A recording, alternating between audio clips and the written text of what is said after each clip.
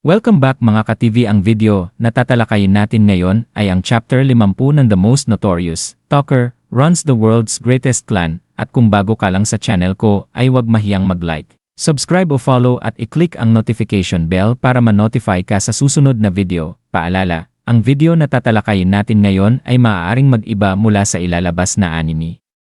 Hindi ko inaangkin ang mga drawing o anumang materyales na ipapakita. Ang layunin ko ay magpakita ng suporta at magbigay ng impormasyon tungkol dito. Ang lahat ng kredito ay nananatili sa mga orihinal na may-ari. Maraming salamat. Nagsimula ang laban para sa pamumuno pagkatapos ng pagsasanib, kung saan idineklara ni Wolf na ang magwawagi sa labanan ang siyang magiging pinuno.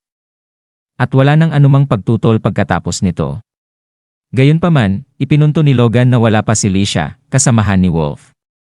Naiinip na si Wolf, ngunit pinaalalahanan siya ni Veronica na hindi pa opisyal na nagsisimula ang laban. Sa gitna ng tensyon, dumating si Licia kasama sina Noel at Alma na ikinagulat ni Wolf at Veronica.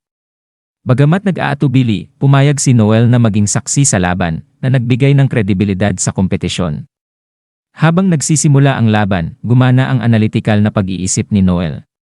Napansin niyang ang mga kalahok, si Wolf Lehman, isang branch swordsman, Logan Howlett, isang branch fighter, at Veronica Redbourne, isang branch mage, ay kailangang patunayan hindi lamang ang kanilang lakas kundi pati ang kanilang karisma at kakayahang mamuno upang magbigay ng kumpiyansa sa grupo. Sa umpisa, wala sa tatlong mandirigma ang gumalaw, mistulang naghihintayan kung sino ang unang aatake.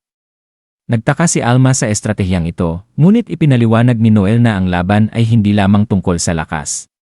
Upang manalo sa posisyon ng pamumuno, kailangang mapahanga ng mga kalahok ang kanilang mga kasamahan at ipakita ang kanilang kahalagahan, hindi lamang basta-basta magtagumpay o manatili.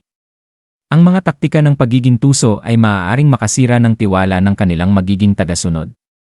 Napagtanto ni Alma ang lalim ng laban, na ito pala'y isang pagsubok hindi lamang ng lakas kundi pati ng karakter at karisma. Nabasag ang katahimikan nang gamitin ni Veronica ang kanyang makapangyarihang wizard skill na Blaze Raptor. Isang nagliliyab na ibon na pumilit kina Logan at Wolf na umiwas. Napansin ni Noel na ang lakas ni Veronica ay nasa kakayahan nitong manipulahin ang sitwasyon para sa kanyang pabor, na kakaiba sa industriyang dominado ng kalalakihan. Bagamat may alinlangan si Alma at nakikitang si Veronica ang may pinakamaliit na tsansa, naniniwala si Noel na malaki ang posibilidad niyang manalo.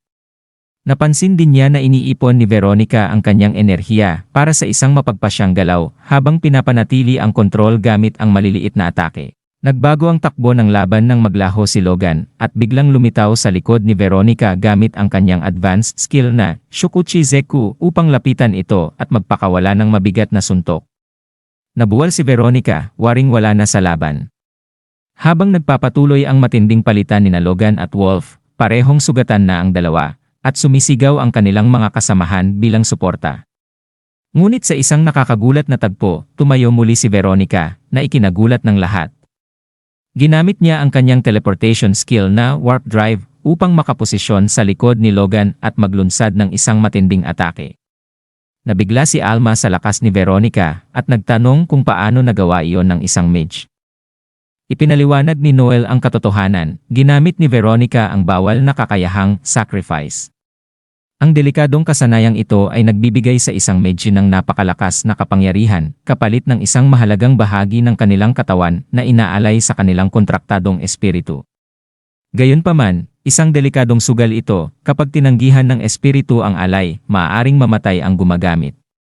Inilarawan ni Noel si Veronica bilang isang taong handang isugal ang lahat para sa kanyang ambisyon. Nang matalo si Logan, hinarap ni Veronica si Wolf, handang sumabak sa huling sagupaan. Sa kabila ng kanyang mga sugat at ng matinding halaga ng kanyang ginawa, sumugod siya ng buong tapang. Ang mga nanonood, kabilang sina Alma at Noel, ay napamangha sa hindi matitinag na determinasyon at katalinuhan ni Veronica na nagbago sa takbo ng laban, nag-iwan ng malalim na impresyon ng kanyang lakas at di matinag na hangarin, at dito nagtatapos ang chapter 50 ng The Most Notorious Talker Runs the World's Greatest Clan. Patuloy lang sa suporta dahil ang susunod na ay ang latest chapter nito. Maraming salamat.